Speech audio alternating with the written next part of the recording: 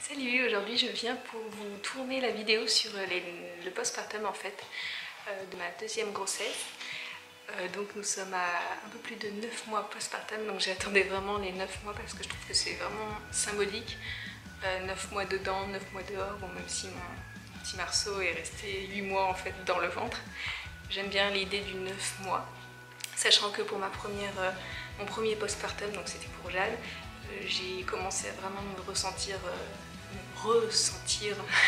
me sentir moi à nouveau à partir du 9e mois. Donc je me suis dit que ce serait intéressant de faire cette vidéo à 9 mois postpartum et je vais diviser ça en 3 parties. Je vais d'abord faire une partie sur mentalement comment ça s'est passé ces derniers mois, physiquement aussi après la sortie de la maternité et également le retour à la maison donc avec 2 bébés, comment je gère, etc. Donc tout d'abord, la fin de la grossesse avait été assez compliquée, enfin toute la grossesse avait été compliquée, je pense que vous en souvenez, j'arrêtais pas de me plaindre dans mes vidéos mais j'étais tellement à bout et voilà, ça me faisait du bien aussi de relâcher la pression de toutes ces douleurs, etc. En vidéo. Et voilà. Et du coup, c'est vrai que quand bébé est né, je m'y attendais tellement pas en plus. Enfin, je m'y attendais plus ou moins, mais c'est vrai que ce jour-ci, je m'y attendais pas vraiment. C'est arrivé un peu par surprise. Je vous mettrai le lien de mon accouchement surprise en vidéo. Enfin, de mon récit d'accouchement surprise. Je me suis pas filmée pendant l'accouchement. C'était tellement un soulagement. Je me suis sentie vraiment soulagée déjà d'avoir mon bébé contre moi, de savoir qu'il allait bien, etc. Mais surtout soulagée parce que j'avais plus les sérums Bacide. J'étais bien mieux, j'en pouvais plus. Moi j'étais HS, j'avais tout le temps mal aux jambes, j'avais que des soucis. Donc franchement j'étais soulagée, j'étais bien mieux. J'étais tellement contente d'être moi enfin. Sachant que j'ai eu quand même un bel accouchement, j'ai pas eu de soucis, puis j'ai pas eu de points. Enfin vraiment j'étais mieux mentalement, je me suis vraiment sentie libérée, une pression un peu relâchée. Et voilà, le fait de me dire qu'on était, ça y est, on était 4, on était notre famille, vraiment, on était déjà une famille tous les 3, mais voilà, ça complétait en fait notre famille, on était très contents, et moi c'était vraiment une libération mentale, ça m'a fait vraiment du bien. En plus de ça, du coup, comme j'étais tellement soulagée, j'ai pas eu de baby blues, j'ai pas eu de dépression, j'étais vraiment cool quoi. Ça... Bon après, avec tout ce qui s'est passé, voilà, la fatigue, tout ça, forcément, on n'est pas cool tout le temps, hein, on est d'accord. Mais ça m'a fait trop du bien. Donc j'ai plutôt bien vécu mentalement ce postpartum. Contrairement à mon premier accouchement qui après j'ai eu un baby blues qui était un peu trop bizarre. J'arrêtais pas de pleurer, de me dire mon Dieu, mon bébé me manque, j'aimais bien, enfin me manque dans le ventre en fait, j'avais vraiment un vide. Mais là j'ai pas du tout ressenti de vide, j'étais tellement bien, j'avais qu'une envie, c'était de commencer le sport. Alors physiquement, là c'est un autre point qui sera beaucoup plus complet parce que donc, mentalement ça allait très bien. Mais physiquement, sur le coup, je me suis trouvée, bah voilà, j'étais pas énorme, j'avais perdu presque tout. Déjà j'avais pas pris beaucoup de poids parce que pendant le premier trimestre, les 4 premiers mois de la grossesse, je mangeais presque rien, ça passait pas, je pouvais pas.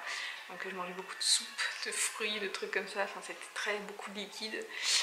Donc j'avais perdu du poids même, mais bon j'en avais pris avec ma première grossesse, donc c'est pas trop grave en soi, j'étais pas non plus sous-nourrie ou quoi, non ça allait quoi, mais c'est vrai que pour une grossesse c'est bien de prendre du poids.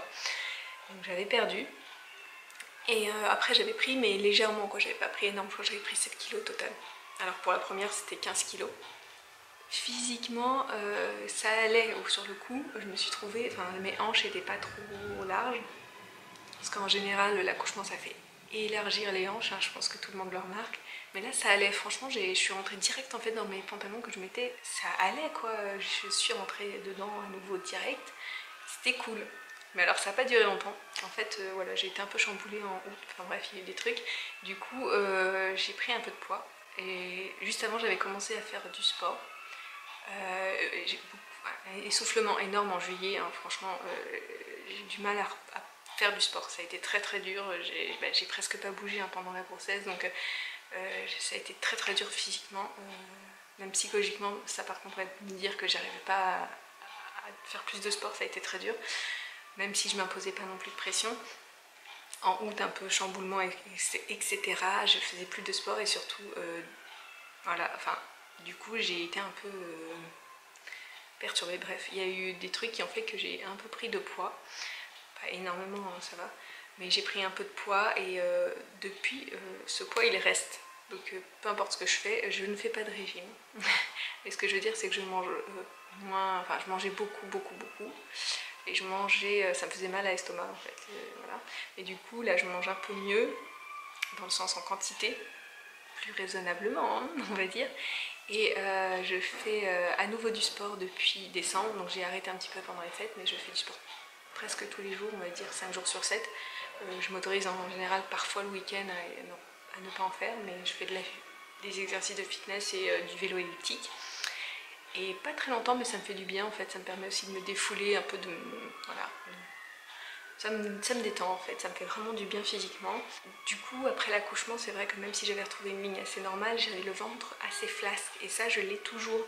Et quoi que je fasse, j'ai l'impression que c'est un genre de mimétisme, mais mon ventre, dès que je mange un peu trop quoi, bah, il commence à devenir ballon quoi, mais c'est une horreur parce que j'ai beau avoir le ventre plat toute la journée, il suffit que je mange beaucoup d'un coup le soir, paf, il est énorme, il devient énorme et ça me rend dingue parce que je commence à faire beaucoup d'abdos quand même et donc ça m'énerve un peu, mais bon, ça va s'arranger, hein. On a dépassé le cap des 9 mois postpartum, mais en général, voilà, ça ne peut aller que mieux.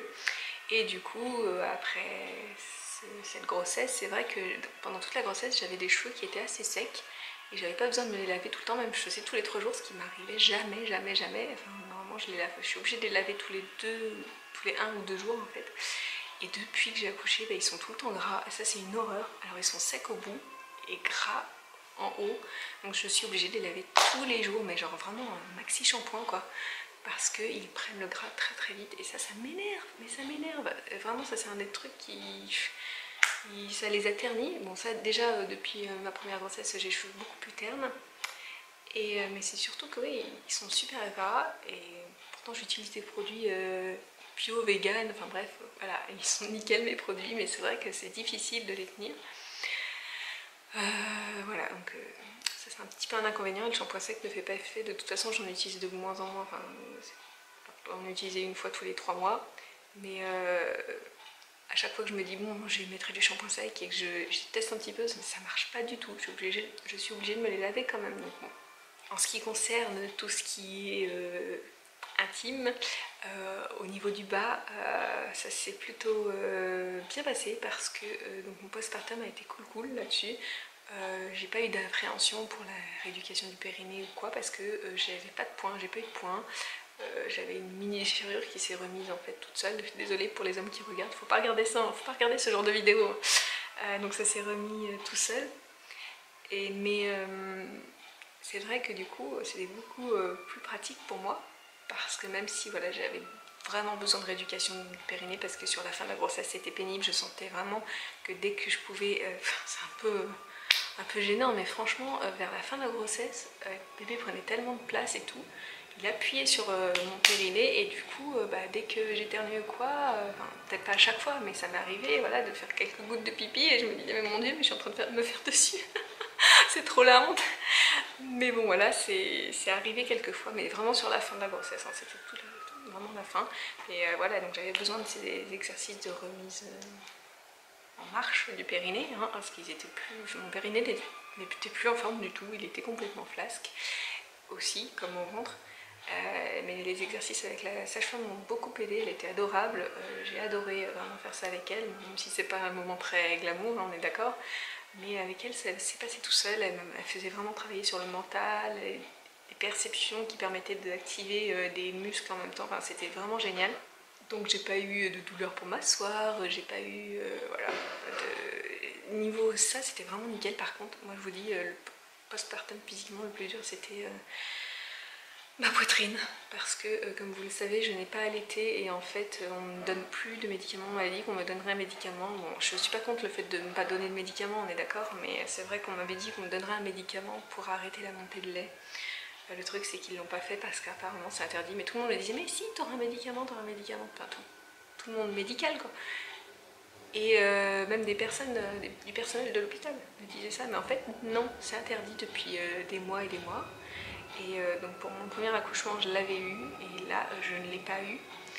Du coup je me suis retrouvée avec des montées de lait mais Vraiment, imaginez, c'est comme si vous alliez allaiter mais que vous n'allaitez pas et que voilà, vous vous retrouvez avec des seins énormes. Et j'avais rien prévu moi. On m'avait dit oui, alors vous avez une crème Flector, je crois, à masser, à utiliser pour masser la poitrine, pour que ça calme. Vous pouvez prendre du chou vert, je crois que c'était ça, du persil, etc. Sauf que moi j'étais à l'hôpital, hein. Je fais comment? D'un seul coup, au 3e jour, je me suis retrouvée avec des seins énormes.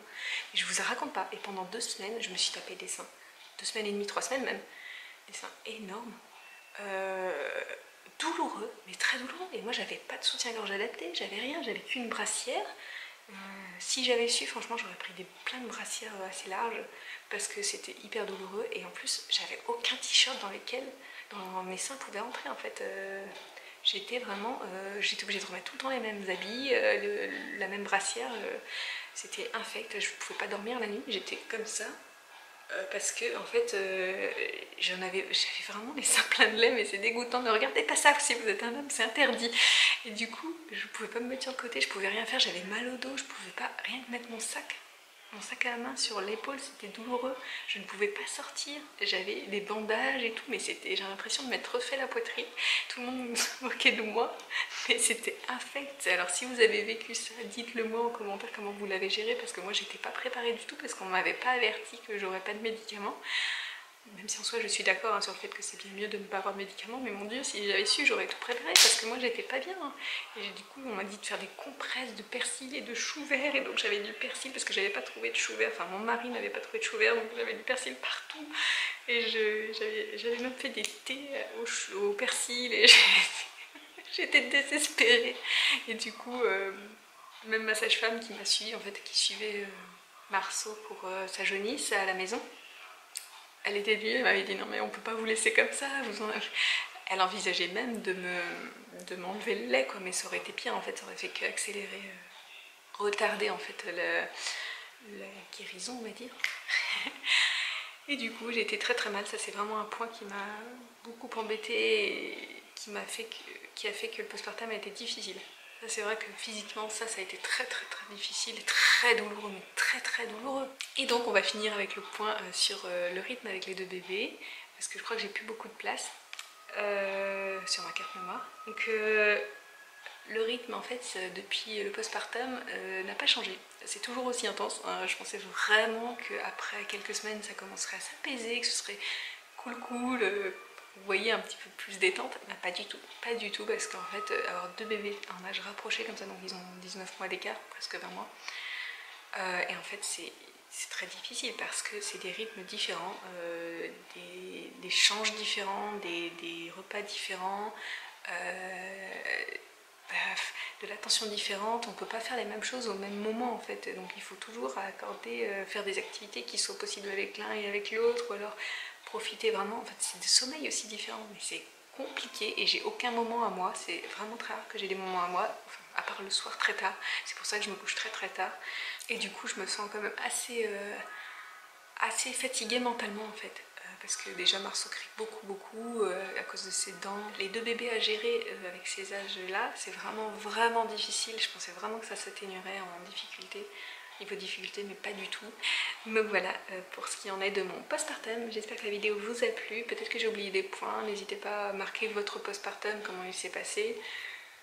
Moi ça m'intéresse, hein, j'aime bien dialoguer avec vous. Et voilà, donc n'hésitez pas à marquer ça. Je vous fais des gros bisous, je vous dis à très bientôt, salut!